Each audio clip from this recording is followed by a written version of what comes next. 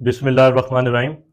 मैं बात करना चाह रहा था कि हालात बहुत ही अफसोसनाक होते जा रहे हैं। किस तरह बाकायदा तौर पे वकला को टारगेट किया जा रहा है, किस तरह वकला के घरों पर हमले किए जा रहे हैं, किस तरह वकला की फैमिलीज़ को हरासा किया जा रहा है। तो ये बहुत ही अफसोसनाक है। ऐसा लगता है कि शायद अब वकला की बारी है, मगर अफसोस हमारी बार एसोसिएशंस, हमारी बार कौंसल्स सो रही हैं और मजम्मत, कागजी मजम्मत कर रही हैं। उन्हें उन्हें जागना होगा।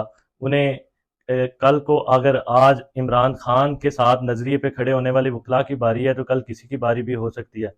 जिस तरह लॉयर्स प्रोटेक्शन एक्ट पास किए गए, और इस कवानीन का क्या फ़ायदा है कि जब किसी किसी एक्ट पे अमल ही नहीं होना, अमल दरामद ही नहीं होना।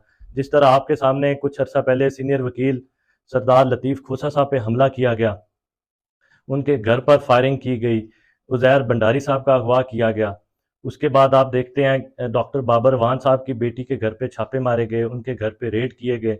उसके बाद मेरे कुलीग नईम पंजोता साहब को किस तरह 8 घंटे इलीगल डिटेंशन में एफआईए ने रखा। उसके बाद ख्वाजा हारिस साहब जो सीनियर वकील हैं, फौजदारी के बहुत अच्छे पाकिस्तान के वकील हैं, उनको अदालत में एक फेसबुक अकाउंट के बारे में बहस करने पे उनको एफआईए ने नोटिस भेज दिया।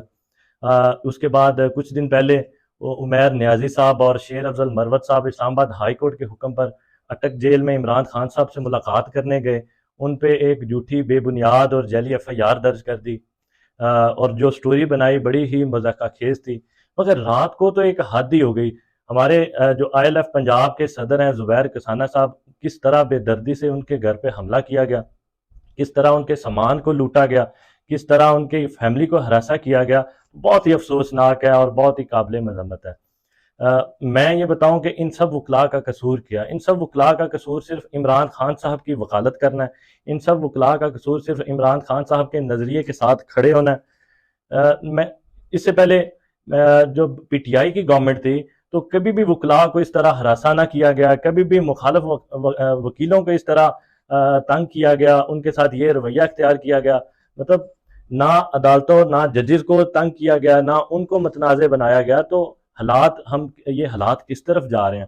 अक्सर लोग हमारे से पूछते हैं कि वकला तहरीक कब शुरू होगी, तो इसका जवाब यह है कि वकला की तहरीक तब भी मेनली शुरू होती है जब वकला के घरों पे हमले शुरू हो जाते हैं, जब वकला के घरों पे जो है बेबुनियाद छापे मारे जाते हैं, वकला के घरों पे आग लगाई जाती है। तो इससे ये सारे अवामल जो है अभी होने जा रहे हैं और हो रहे हैं। रात को जो हुआ वो तो हद ही क्रॉस कर दी पुलिस गर्दी की और हमारे अदारों ने जो कानून नाफिज करने वाले हैं।